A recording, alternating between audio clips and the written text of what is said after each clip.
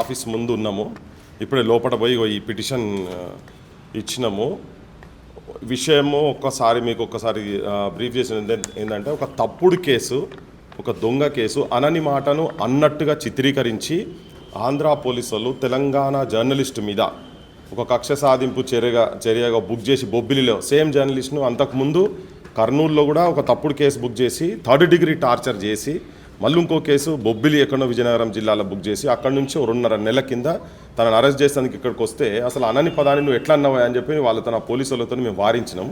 ఆ రోజు వదిలిపెట్టిపోయినరు. మళ్ళీ దొంగల లెక్క సివిల్ డ్రెస్లో టీ-షర్ట్స్, జీన్ ప్యాంట్స్లు అటువంటి డ్రెస్సెస్ వేసుకొని వచ్చి ఒక ఎర్ర కలర్ కారు, ప్రభుత్వ వాహనం కాకుండా ఉండి వెనుక నెంబర్ ప్లేట్ కూడా పలిగిపోయి ఉన్న దాంట్లల్లో లిటరల్గా ఎవరి దగ్గరకు వచ్చినా కానీ ఇంటికి వచ్చి బనీన్ మీద ఉంటోని అన్నం తింటోని పట్టుకొని ఇట్లా లేపి ఆ బనీన్ అట్లా కాలర్ పట్టుకొని కిందికి 3 ఫ్లోర్లు గుంజుకొని వస్తుంటే వాళ్ళు పోలీసు వాళ్ళు అయితే అట్లా గుంజుకరారు.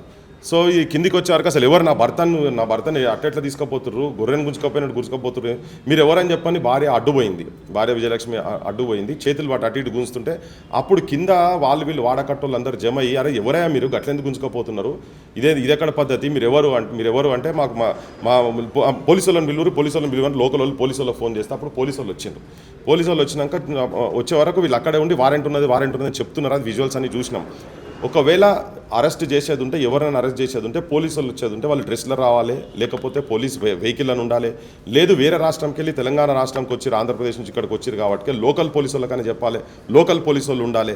సో ఎవరు తీసుకుపోతున్నారు ఏంది, ఆల్రెడీ ఒక 4 నెలల కింద తీసుకుపోయి గొడ్డును కొట్టినట్టు కొట్టి నానా బూతులు మాట్లాడినటువంటి వ్యక్తిని మళ్ళీ తీసుకుపోతుంటే ఎవరన్నా కానీ ఏ భర్తనైనా కానీ వాళ్ళ భార్య ముంగట, పిల్లల ముంగట, చిన్న పిల్లలు ఏడుస్తుంటే ఆర్తనాదాలు వినకుండా కూడా తీసుకొని పోతుంటే ఎవరైనా కానీ ప్రతిఘటిస్తారు. ఎవరు తీసుకుపోతున్నారు, చంపుతారు, అసలు ఏం చేస్తారు. అంతకుముందు ఆ సాయి కిరణ్ అంటే అనేది చంపి కాలబెట్టి బూడిదే కూడా దొరకకుండా చేశారు కదా. అటువంటిది ఇట్లేమైనా జరుగుతుందా ఏందనేది వీళ్ళు భయంతో ఉంటే అప్పుడు మళ్ళీ పోలీస్ స్టేషన్కి తీసుకొచ్చి అక్కడ పెట్టి తనని సపరేట్ చేసి తీసుకొని పోయిండ్రు. దాని విషయంలో కంప్లైంట్ ఆ రోజు రాత్రి కంప్లైంట్ అక్కడ తను ఇచ్చింది అందరి సమక్షంలో, అది కూడా జనం అందరూ చూసిండ్రు. ఆ కంప్లైంట్ ఇచ్చిన దాంట్లో ఒక చిన్న కేసు ఏదో పెట్టినట్టుగా చేసి ఆ విజువల్స్ అన్ని ఉండి ఇప్పుడు మళ్ళీ కొత్త కథ ఏం చేస్తారంటే, తన మీద వాళ్ళు డ్యూటీ నిర్వహిస్తున్న సమయంలో ఆటంకం కలిగించిందని చెప్పని ఇప్పుడు విజయలక్ష్మి కేవీఆర్ భార్య మీద ఓ తప్పుడు కేసు మళ్ళీ బనాయించి తనని మళ్ళీ అరెస్ట్ చేసే ప్లాన్ జరుగుతున్న సందర్భంలో అసలు ఆల్రెడీ ఇక్కడ ఇచ్చిన పిటిషన్ మీద ఎంత అసభ్యంగా సభ్య సమాజం అందరూ చూస్తుండ్రు కదా. నేను ఆంధ్రప్రదేశ్ ప్రభుత్వ పెద్దలకు, పోలీస్ డిపార్ట్మెంట్ కావచ్చు, అక్కడ ఉన్నటువంటి ముఖ్యమంత్రి కావచ్చు, మీ ఇంట్లోలను, మీ ఆడబిడ్డలను మీ ఇండ్లకి వచ్చి గట్లనే ముట్టరాని చేతులలో ఇట్లా పట్టుకొని గుంజుడు, నడుము పట్టుకొని గుంజుడు, ఆ విజువల్స్ అన్నీ ఉన్నాయి కదా. అట్లా ఏ ఆడోళ్ళనన్నా మీ ఇండ్లకి కనుక చేసేది ఉంటే మీరు ఒప్పుకుంటారా దాన్ని అని అడుగుతున్నాను నేను. ఎవ్వరు కూడా ఒప్పుకోరు. అది చట్టం కూడా అదేం చెప్తలేదు. ఒక ట్రాన్సిట్ వారెంట్ లేదు, ఏం లేదు. తీసుకొని వచ్చి నువ్వు ఇష్టం వచ్చినట్టు తీసుకొని పోయి ఒకసారి కొడతారు, నెక్స్ట్ టైం చంపుతారా ఏందో తెలియని పరిస్థితుల్లో. మరి మా తెలంగాణ ఆడబిడ్డలు గారా, మా అక్కజల్లలు గారా, బూతులు అయితే ఎట్లాగో విపరీతమైన బూతులు మమ్మల్ని ఈ అంశం గురించి మాట్లాడితే దీని మీద రాజకీయాలు పెట్టి మాట్లాడుతూ ఉన్నారు. అసలు దీనికి రాజకీయాలకు సంబంధం ఏంటిది? అసలు తన అన్నని మాటను అన్నట్టుగా చిత్రీకరించి పెట్టి ఒక తప్పుడు కేసు బనాయించి మళ్ళీ తప్పుడు కేసుతోటి మళ్ళీ తీసుకుపోయి మళ్ళీ వాళ్ళ భార్య మీద కూడా మళ్ళీ ఒక తప్పుడు కేసు. నీ ఐడెంటిటీ కనుక చెప్పి నువ్వు పోలీస్ డ్రెస్లో వచ్చినప్పుడు తనేమైనా ఆబ్జెక్షన్ చేసేది ఉంటే అప్పుడు అడగాలి. నువ్వు సివిల్ డ్రెస్లో వచ్చిన ఆ వీడియోస్ అన్ని ఉన్నాయి. ఆ వీడియోస్ అన్ని కూడా ఇప్పుడు కమిషన్ ముంగట తీసుకొచ్చి పెట్టినాం. వాళ్ళే చూసి అసలు పరేషాన్ అయింది. ఇదెక్కడ కథ, ఇంత ఘోరంగా అట్లెట్లా ముట్టుకుంటాడని చెప్పని ఇప్పుడు మహిళా కమిషన్ నుంచి ఇమీడియట్గా వెంటనే ఆ సర్కిల్ ఇన్స్పెక్టర్ శ్రీనివాస్ ఎవరైతున్నారు వాళ్లకు అటువంటి వాళ్ళని ఇంకా కంటిన్యూ చేసి వాళ్ళు చెప్పినటువంటి తప్పుడు కేసులు బనాయిస్తున్నటువంటి ఈవెన్ అవసరం అనుకుంటా, మరి కానూన్ ఎట్లుండదో నాకు తెలియదు, కానీ మహిళా కమిషన్ అవసరమైతే అక్కడ డీజీపీని కూడా ఒక ఎక్స్ప్లెనేషన్ అడగాల్సిన అవసరం ఉంది. వాళ్ళకు కూడా నోటీసులు పంపించాల్సిన అవసరం ఉంది. అసలు డీజీపీ ఏం చేస్తున్నాడు? 2.5 నెలల కిందనే ఈ ఇష్యూ అంతా మొత్తం ఇంత ఫ్లేరప్ అయింది. 2 రాష్ట్రాల మధ్యలో ఇది ఒక పెద్ద చర్చనీయాంశంగా తయారైన తర్వాత కూడా మళ్ళీ తనని తీసుకుపోవడం అంటే ఇదేంది అంటే, తెలంగాణ ప్రజలంటే చిన్న చూప, తెలంగాణ ఆడబిడ్డలంటే చిన్న చూప, ఎడబడతాడు ఎట్లా పట్టుకుంటారు? ఆడ పోలీసు వాళ్ళు లేకుండా వచ్చి అరెస్ట్ చేసుడే ఫస్ట్ తప్పు. అన్ని తప్పులే. మొత్తం ఈ కేసుకు సంబంధించినటువంటి ప్రతీదీ తప్పే ఉన్నది. ఇలా ఇది సేద్యం చూసినట్టుగా, ఏదో నుమాయిష్ ఎగ్జిబిషన్ చూసినట్టుగా ఇక్కడ ఉన్నటువంటి హోంమంత్రి, ముఖ్యమంత్రి రేవంత్ రెడ్డి కూడా సేమ్ పట్టనట్టుగానే ఆయన బిహేవ్ చేసుడు. సేమ్ వాళ్ళ జిల్లాకు సంబంధించినటువంటి వ్యక్తి, సేమ్ సామాజిక వర్గానికి సంబంధించిన వ్యక్తి. ఆ సామాజిక వర్గం వాళ్ళు బొచ్చాడు మంది మంత్రులు ఉన్నారు. నేను వాళ్ళని కూడా అడుగుతున్నా, మరి మీకేం అనిపిస్తలేదా? మీకేం సోయి అనిపిస్తలేదా?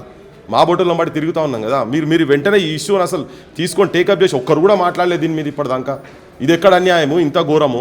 ఒక ఆడబిడ్డ తెలంగాణ ఆడబిడ్డ మీద చేయబడ్డ తర్వాత కూడా చూసుకుంటా ఇంకా మీరు తమాషా చూసినట్టు డ్రామాలు చూస్తారు కదా. మీరేం మనుషులే అసలు? మీరు తెలంగాణ బిడ్డలైతే అసలు అనాలంటే మాకే సిగ్గు అనిపిస్తుంది. మీరేం ఎమ్మెల్యేలు, మీరేం మంత్రులు, మీరేం క్యాబినెట్, మీరేం రాజ్యం నడుపుతున్నారు? అందులో ఉన్నటువంటి మంత్రులను కూడా అడుగుతున్నా నేను. మీరెక్కడ పోయారు? మీకేమనిపిస్తలేదా? మీ తోటి ఆడబిడ్డను ఇట్లా పట్టి గుంజుతుంటే మీకేమనిపిస్తలేదా?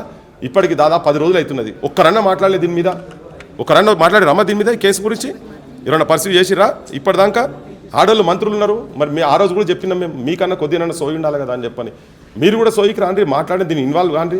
ఇదెక్కడ పద్ధతి? మేమైతే దీన్ని ఊకునే ముచ్చటే లేదు. ఎక్కడికంటే అక్కడికి దీన్ని తీసుకుపోతాం. జనం కూడా అర్థం కావాలి. ఆంధ్ర జనానికి, ఇక్కడ జనానికి. మేము రాజకీయాలు కాదు, తప్పుడు కేసులు బనాయించి ఇక్కడ నుంచి జర్నలిస్టులైనా ఎవరినైనా తీసుకుపోతామంటే మాత్రం మేము ఊకోము. ఇక్కడ తెలంగాణ సమాజం ఊకోదు. దేనికంటే దానికి ఎక్కడికంటే యాడికైతే ఆడిపోతాం మేము. ఈంట్ కా జవాబ్ పత్తర్ సే దేంగే, పత్తర్ కా జవాబ్ బారూద్ సే దేంగే అనేది ఉంటుంది తెలంగాణలో. మేము తప్పు చేయనప్పుడు, ఒకవేళ తప్పు చేసేది ఉంటే, మాట నిజంగానే అనేది ఉంటే మీరు ఎట్లయినా తీసుకుపోయి ఆ రోజు చెప్పినాం, ఈరోజు కూడా చెప్తున్నాం. కానీ తప్పుడు కేసులు బనాయించి చేస్తారు కాబట్టి బరాబర్ అమాయకుల మీద కేసులు పెట్టి మీరు శిక్షిస్తా అంటే తెలంగాణ సమాజం ఊకోదు. ఈవెన్ ఆంధ్ర వాళ్ళకు కూడా, ఆంధ్ర సామాన్యమైన జనానికి కూడా చెప్తున్నాం, మీ ఇంటి ఆడబిడ్డల మీద కూడా ఇట్లా తప్పుడు కేసులు బనాయించి తీసుకపోతే మీరు ఒప్పుకుంటారా? బరాబర్ చట్టరీత్యా ఆ శ్రీనివాస్ మీద చర్యలు జరగాలి. ఇటువంటి మళ్ళీ జరగకుంటుండేటందుకు కమిషన్ అవసరమైతే ఇక్కడ డీజీపీకి, అక్కడ డీజీపీకి మెసేజ్లు పెట్టాలి. అవసరమైతే వాళ్ళని పిలిపించుకోవాలి, వాళ్ళతో మాట్లాడాలి. వాళ్ళతో ఆ సిఐని సస్పెండ్ చేయాలి, రిమూవల్ ఫ్రమ్ సర్వీస్ కూడా చేయాల్సిన అవసరం ఉన్నది. వాళ్ళు ఎట్లా వాళ్ళ ప్రొసీజర్స్ ఎట్లా తీసుకుపోవాలి. తర్వాత కేవీఆర్ కుటుంబానికి ఇంట్లో కూడా రక్షణ కల్పించాలి. ఇంట్లోలను కూడా చిన్నపిల్లలను కూడా అసలు వాళ్ళు బడికి పోవాలంటే కూడా ఇట్లా వాళ్ళకు ఒక పీడకల లెక్క జమ ఉన్నది. కుటుంబం మొత్తం డిస్టర్బ్ అయిపోయింది కంప్లీట్గా. ఇప్పుడు ఆయన జైలు ఉన్నారు, బయట ఉన్న ఇట్లా ఇబ్బంది పెడుతున్నారు. వాళ్ళను కూడా కాపాడాల్సిన అవసరం ఉన్నది. మానసికంగా వాళ్ళ మీద ఈ ఒత్తిడి లేకుండా చూడాల్సిన బాధ్యత ముఖ్యమంత్రి రేవంత్ రెడ్డి మీద, హోమ్ మినిస్టర్ రేవంత్ రెడ్డి మీద ఉన్నది. నువ్వు ఆ ముఖ్యమంత్రితో మాట్లాడతావా, ఏం మాట్లాడతావో నేను ఇంతకుముందు కూడా చెప్పిన అమరుల స్తూపం దగ్గర. ఒకవేళ ఆయన అన్నట్టు కనుక నువ్వు ప్రెస్ మీట్లో పెట్టి కనుక చూపియండి. సాటర్డే సండే వస్తున్నారు కదా చంద్రబాబు, ఇవన్నీ రేపు ఎల్లుండి సాటర్డే రోజు వస్తారు కదా ఇక్కడ, అక్కడ ముఖ్యమంత్రి ఉప ముఖ్యమంత్రి ఇక్కడికి వస్తారు కదా, చూపియండి. కేవీఆర్ కనుక ఆ బూతు మాట మాట్లాడి కనుక చూపించేది ఉంటే మేము అందరం ఆగిపోతాం. అవి మేము ఆల్రెడీ చూపించినాం, అవి అనలేదు. మరి ముఖ్యమంత్రి నీకు కూడా చెప్పినాం, నువ్వనే చెప్పవు, మరి నువ్వనే చూపి అని చెప్పాను. ఎట్లా తీసుకోపోతారు ఇక్కడికి వెళ్ళి? ఇప్పటిదాకా దాని గురించి మాట్లాడతలేరు. రేవంత్ రెడ్డి జనం చూస్తున్నారు. నువ్వు ఎవరి చేతులు ఉన్నావు, ఎవరి చేతులలో కీలు బొమ్మ అయి ఉన్నావు, ఎవరు ఆడిపిస్తే తోలు బొమ్మల ఆటలు ఆడుతున్నావో జనం చూస్తున్నారు. తెలంగాణ ఆడిబిడ్డ మీద జరిగినటువంటి అవమానాన్ని తెలంగాణ ప్రజలు సహించే పరిస్థితి లేరు. నీకు దీనికి బరాబర్ జవాబు ఉంటుంది తెలంగాణ ప్రజలకెళ్ళని చెప్పి నేను మీకు విజ్ఞప్తి చేస్తున్నాను.